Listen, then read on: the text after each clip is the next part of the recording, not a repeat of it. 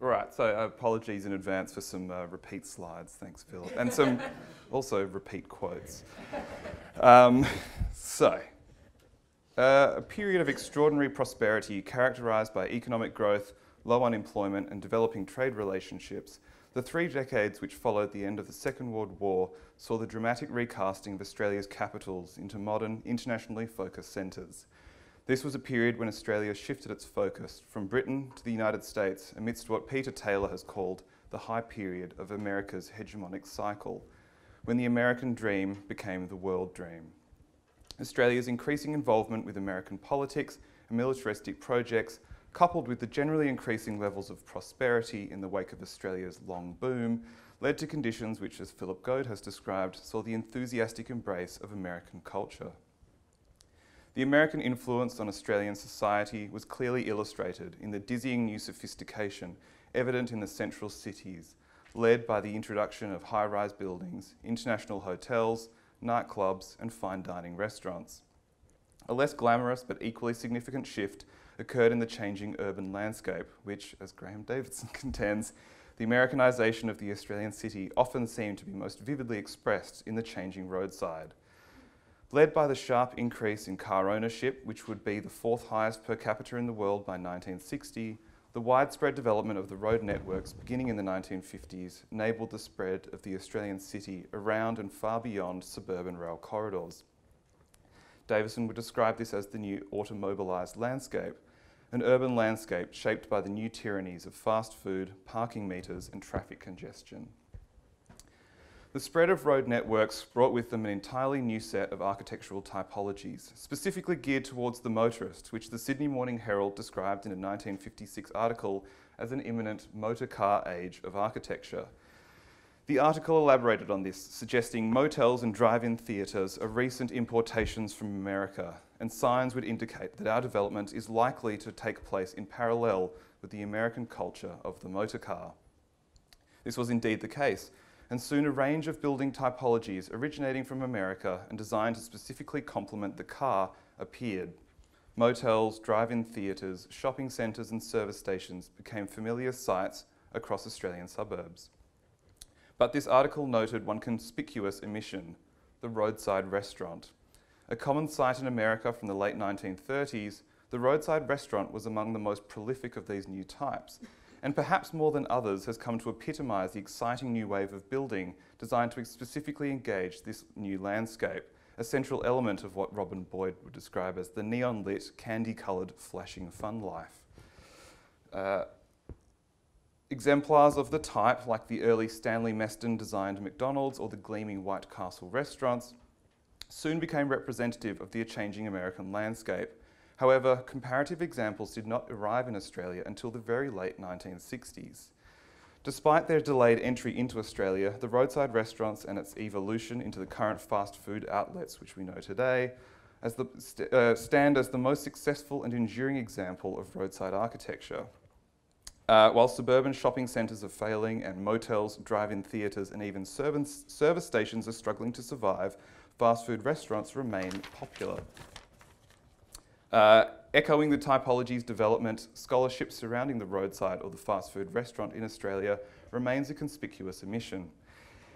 In the wake of the landmark car wars, many of these urban types have been identified as sites of significant architectural merit. Buildings like the Black Dolphin Motel, Chadstone Shopping Centre, the drive-in theatres of Peter Muller, along with the roadside contributions of well-known architects like Enrico Taglietti, Alex Jelinek and Robin Boyd, have since entered the historiographical canon. Yet, despite the success of the type, the roadside restaurant and its multiple incarnations are yet to be subject to similar studies until half an hour ago. The literature that deals with the design of these restaurants is almost non-existent, apart from some local heritage studies and a handful of recent conference papers that explore the relationship between fast food and planning. In a paper which outlines the planning history of fast food restaurants, Elizabeth Taylor and David Nichols note the type's essentially anonymous character and almost overwhelming ubiquitousness, describing them as hiding in plain sight, as familiar and therefore as neutral as traffic lights or petrol stations. This assessment, along with the contemporary nature of their predecessors like the Hamburger Caravan, makes keen insights into their lack of recognition within a broader historical narrative and difficulties in identifying their restaurants as sites of cultural significance.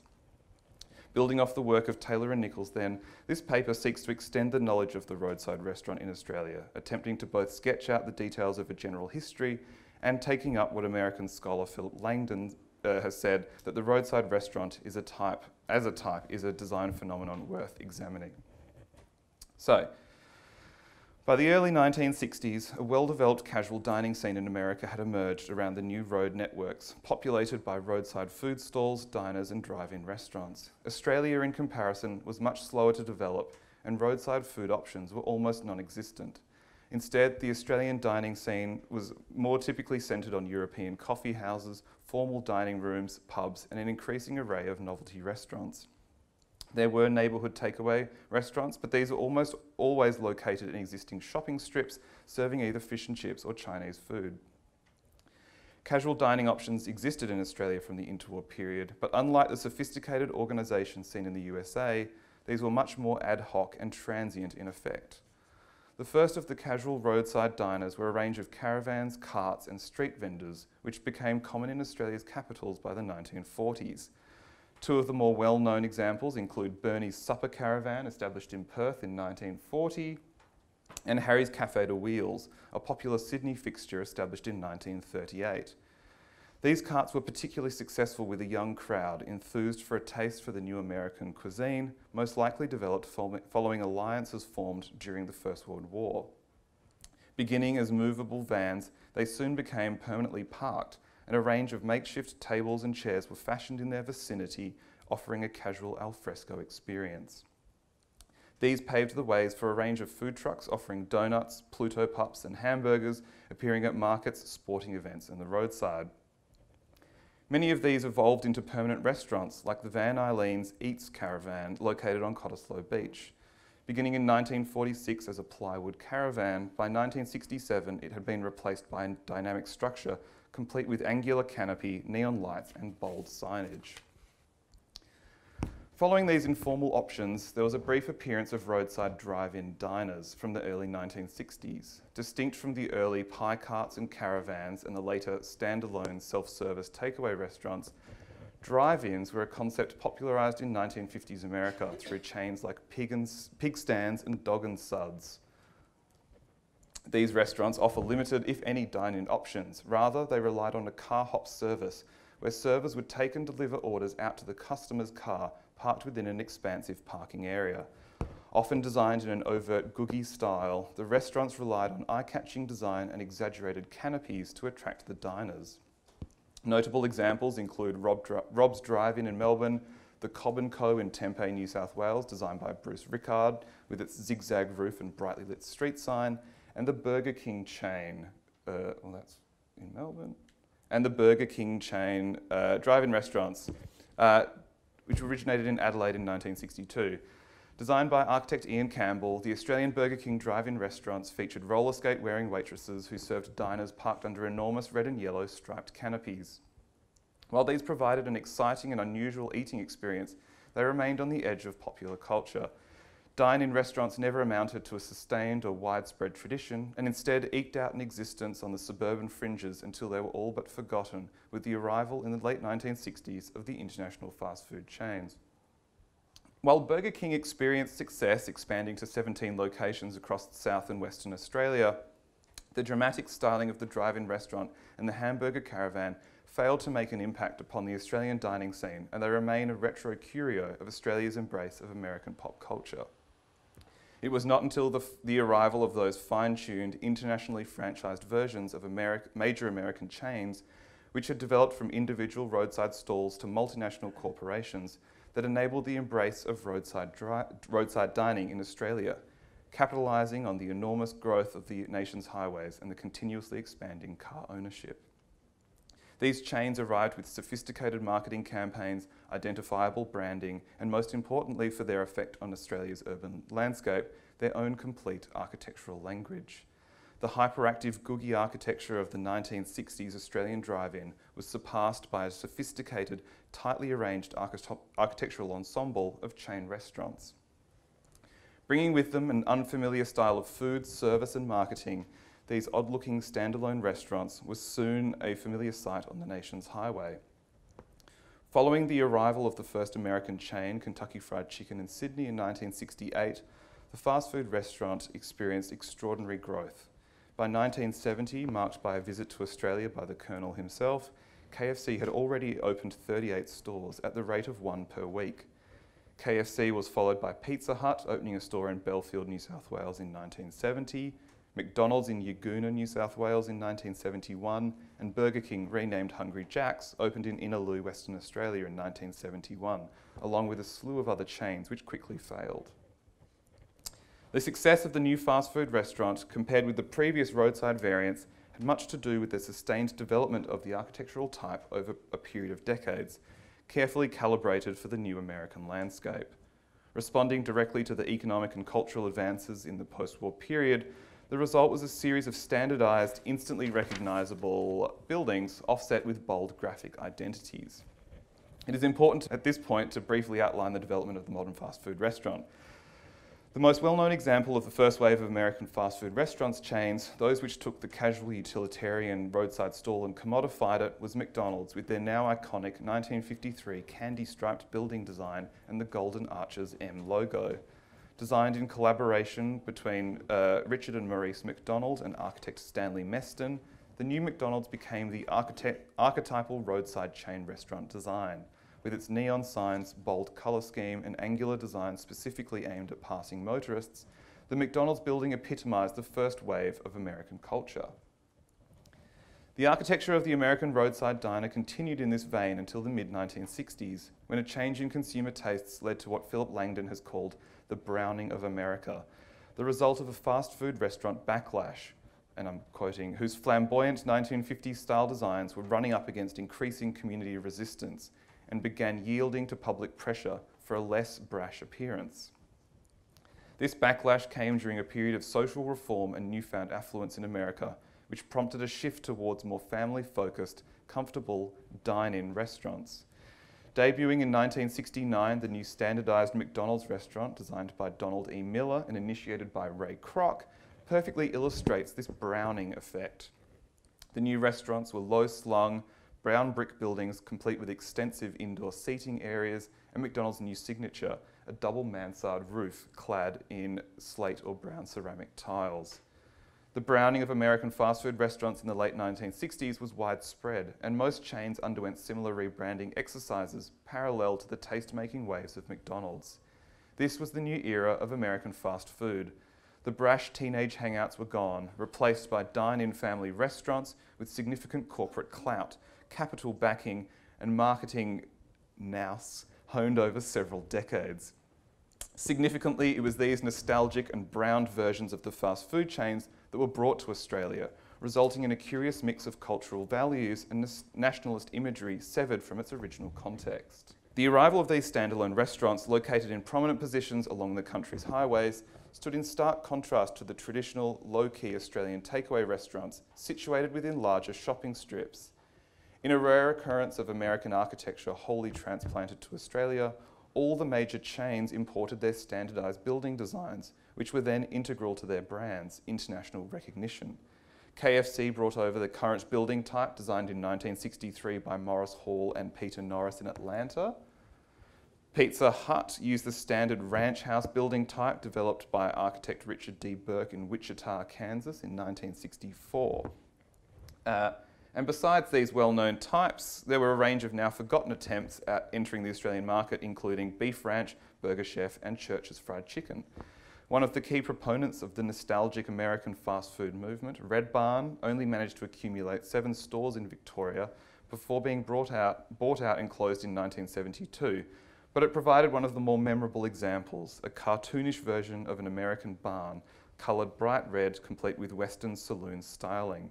A success in America, the image of the Wild West red barns marooned along the highways made an uneasy but lasting impression in Australia, which, as Robin Boyd has described, a pretty weak, unimaginative, nostalgic, foreign, gaudy and unamusing.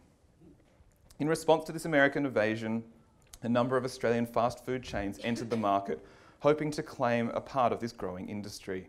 While many of these aspired to rival the American examples, in reality they were often little more than franchised versions of traditional takeaway restaurants with none of the marketing, branding or efficiency of service found in the American chains. An example was Tiffany's, which in 1972 had 10 stores across Sydney, serving a wide range of dishes in a bain-marie setup, including curried prawns and curried chicken, through to sweet and sour pork, Bengal bread and chicken mexicana. The first Australian standalone fast food restaurants explored a range of architectural types. One of the earliest, reported in The Age as the first local fast food chain in Victoria, was Golden Chick Carryout, established in 1968 primarily as a competitor for Kentucky Fried Chicken, which was then yet to arrive in Victoria. Founded by local entrepreneur and restaurateur Peter Bancroft, it took an approach more in line with the earlier drive-in restaurants. Golden Chicks were to be an extravagant affair, located on lots no less than 10,000 square feet, which would include extensive parking, indoor and outdoor dining space, and a fully equipped children's play area. While the architect is unknown, the building presents an unorthodox attempt at roadside architecture, utilising a series of shallow barrel vaults over an open glazed area, offset by a parapet wall emblazoned with the logo and restaurant name. Another curious example was Ollie's Trolley, started in 1967 by Peter Koupelos. With 21 mostly regional Victorian locations by 1985, it was an early success, but the architecture was firmly in the mould of those browned American chains, with oversized mansard brown tiled roofs, clinker brick walls and arched dormer windows. Both of these present interesting attempts at entering the market, but they skirted a line between traditional family dining rooms and fast food restaurants. But there was a series of restaurant chains which opened up between 1968 and 1974 that together present a relatively cohesive and recognisable attempt to create a local fast food chain culture, one that could mount a challenge to the international examples. These were small, often takeaway only stores which relied more on colourful signage and graphics rather than exaggerated architectural forms. Given the arrival of nostalgic, homely, American-themed restaurants which were bought over by the major chains, it makes sense that many of the first Australian fast food outlets established a different approach, favouring designs more in line with the first wave of American fast food restaurants from 2 decades prior. The most notable example was Neptune's Fishbowl franchise, designed by Robin Boyd and developed by long-term Boyd clients Peter Shelmerdine and Richard Frank in 1970. Neptune's fish and chip shop was memorable for the pop architecture kiosk with an eye-catching blue sphere atop a faceted round base, if anything recalling the original McDonald's restaurant in San Bernardino before the Meston redesign. Woody's Hamburgers, another Melbourne example debuting in 1970, took a similar approach. Designed by John Bish, a former senior designer at progressive West Australian practice Hawkins and Sands, Woody's was a compact, rounded white box, offset with splashes of fashionable orange and brown elements, and a psychedelic logo and interior. Red Rooster, the most successful of the Australian fast food chains, perfected this type. Designed by architect Graham Harler in 1972, the first Red Roosters were crisp white boxes with minimal decoration, instead relying on the signage and brightly backlit menu inside to draw attention or customers to the store. Red Bull, the accompanying hamburger branch of Red Rooster, also designed by Graham Harler, in its limited lifetime provided an equally concise exercise in colour and form. And West Australian chain Chicken Treat, also established in 1974, continued this type. While incorporating a small dine-in section, the first stores were simple, box-like buildings capped with bright yellow and red trimmed double mansard roof. These restaurants, which have had varying levels of commercial success, illustrate key examples of Australian fast food chains which appeared in the immediate wake of the Australian fast food turn of the late 1960s and early 1970s. Despite the almost complete lack of extant examples, they remain important markers of Australia's move towards a more commercially oriented culture, and before the saturation of the market and introduction of industry-shifting ideas like the drive-through restaurant and home delivery. This small group of buildings present a carefully planned exercise in roadside architecture, relying on colour and modern graphics to draw the driver's attentions, distinct from both the browned American chains and the novelty roadside restaurants like the Eltham Wine Barrel designed by John Tipping, King Arthur's Table in Perth and the latest Smorgies designed by Peter McIntyre. While the Australian roadside restaurant industry was much slower to develop, there has been a consistent and steady stream of experiments carried out since the humble hamburger caravan and pie carts of the 1940s. While the drive-in restaurant was a largely unsuccessful type, the fast food revolution of the 1970s has left a legacy of roadside architecture across the country, which has had an enormous impact on the urban landscape and remains the most visible and enduring example of the rapid expansion of Australian road networks and the post-war motorcar age of architecture. Like other roadside typologies, the architect and architecture of the roadside restaurant made a significant contribution to the changing landscape of the post-war period and deserves to be recognised. As has been sketched out briefly here, from the unbridled Americana of the 1960s drive-in, the nostalgic curio of Ollie's Trolleys, to the assured and sophisticated exercises in local takeaway restaurants like the Fishbowl, Red Rooster and Chicken Treat, there exists a considerable body of work which presents an important episode within Australia's internationalist shift of the post-war period. Thank you.